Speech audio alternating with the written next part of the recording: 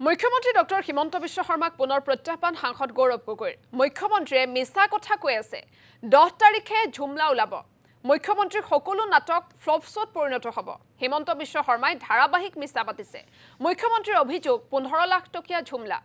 যেনেকৈ লাখপতি বাইদেৱে 15 লাখ টকা নাপালে পাকিস্তানক মই সমালোচনা কৰিছো মুখ্যমন্ত্ৰীৰ হাতত কোনো তথ্য প্ৰমাণ নাই এইদৰে মুখ্যমন্ত্ৰীক পুনৰ প্ৰত্যাহ্বান জনালে গৌৰৱ গগৈ উল্লেখযোগ্য যে 10 ছেপ্টেম্বৰত সাংসদ গৌৰৱ গগৈৰ পৰিয়ালৰ বিৰুদ্ধে বিস্ফোৰণ ঘটাব বুলি ধাৰাবাহিকভাৱে মন্তব্য কৰি আহিছিল মুখ্যমন্ত্ৰী ডক্টৰ হিমন্ত বিশ্ব শৰ্মাই গৌৰৱ গগৈ আৰু তেওঁৰ পত্নীৰ পাকিস্তান ভ্ৰমণক লৈ মুখ্যমন্ত্ৰীয়ে ঘটাইছিল ইটোৰ পিছত হিটো বিস্ফোৰণ তেওঁ মই কোৱা কথাটোকে কৈ আছে তেওঁ লাহে লাহে পাকিস্তানত যোৱাটো স্বীকাৰ কৰাৰ পথত আহি আছে সেইকাৰণে তেওঁ ভূমিকা বনাই আছে 10 ছেপ্টেম্বৰত এই ঘটনাবোৰ দিয়াৰ পিছত তেওঁৰ পৰিবাৰৰ পাছপোৰ্ট কেনচেলো হ'ব আৰু বহুত কিবা কিবি একশ্যন হ'ব কাৰণ এই ভদ্ৰ মহিলাগৰাকীয়ে ভাৰত আৰু পাকিস্তানৰ মাজতে 19 বাৰ অহা যোৱা কৰিছে সেই সময় 19 টাইমছ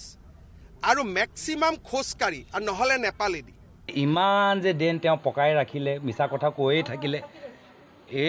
এই যে ঝুমলা ওলাব 10 তাৰিখে মই কৈছোঁ তেওঁ যে ৰাহুল গান্ধী ডাঙৰীয়া বডি ডাবল যে কৈ থাকে এইটো ৰাহুল গান্ধী ডাঙৰীয়া বডি ডাবলকে আৰু সাংঘাতিক ঝুমলা এইটো ইয়াৰ উদাহৰণ জানে ইয়াৰ উদাহৰণ হৈছে সেই গছপুলি দৰা ডিম কৈ থাকিব তাৰপিছত কি হ'ল 10,000 টকা কোনো নাপালে এইটো মানে 15 লাখ ঝুমলাৰ দৰে 15 লাখ টকা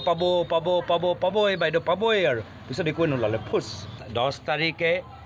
মানে কিছুমান বলিউড চিনেমা থাকে না আমি হিৰোবোৰ চাওঁ পোষ্টাৰবোৰ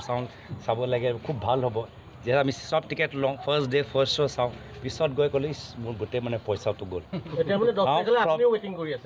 মইতো আন্দোলন কৰিবলৈ বিচাৰোঁ কি 10 তাৰিখ আগতে কওক না মই আন্দোলন কৰিবলৈ বিচাৰোঁ মইতো আন্দোলন কৰিবলৈ বিচাৰিছোঁ কি 10 তাৰিখে আগুৱাই দিয়ক মইতো আগুৱাবলৈ বিচাৰিছোঁ অলপ দেৰি পিছত মই ধৰ্ণা দিব লাগিব